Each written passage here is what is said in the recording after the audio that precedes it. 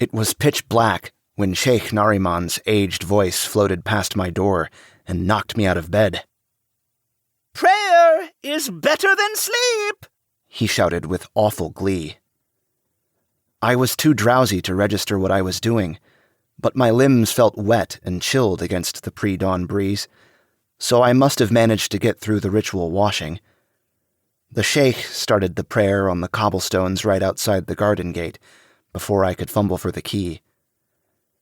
I nodded off as he recited from scripture, seesawing between focus and utter collapse until the prayer finished.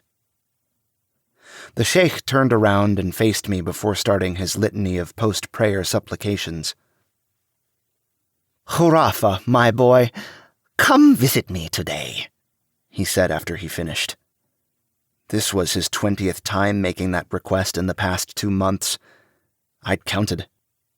"I can tell you the story of Amir Hamza, and how he vanquished a giant, monstrous jinn," he said. "You've always loved that one. Or we can visit your parents."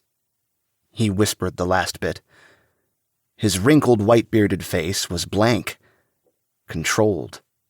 "Aren't there a dozen stories of Amir Hamza fighting devs?" I asked, rubbing my eyes so I could watch for the quivering of his lips, or any telltale twitching of his wispy mustache. "I can't make it.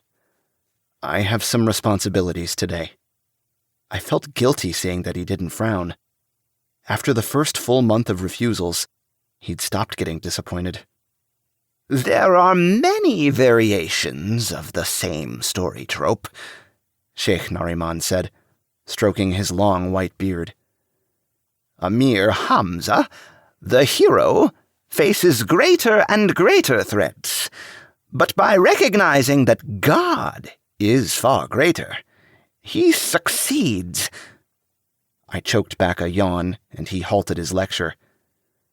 "Get some rest.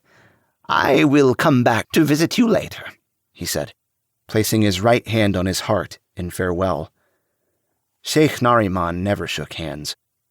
I always figured he had some kind of skin disease that stopped him from doing so.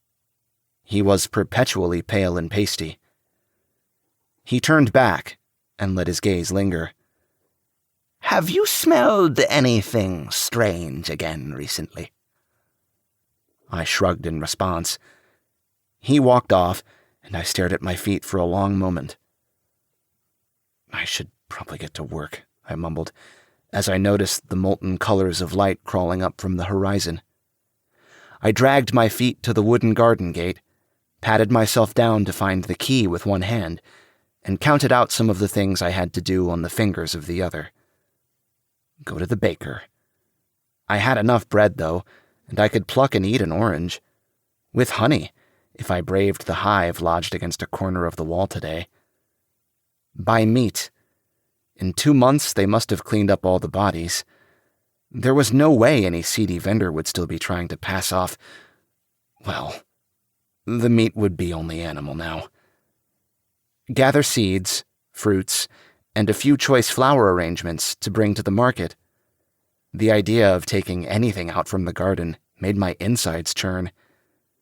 I didn't have much, but I didn't need more money, no matter what my rumbling belly said.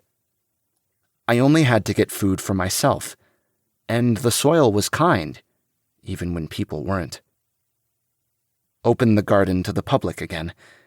Invite people in to visit. It wasn't ready, though, and the last time someone I didn't know entered, things ended poorly. Prune. I'd seen a vine trying to creep up the orange tree the previous evening, and more than one spiky purple wildflower poking out from beneath a bush. I needed to apologize to them. No one deserves to be torn from their roots, not even wayward plants. I found the key in a pocket sewn by my mom into the back of my chemise.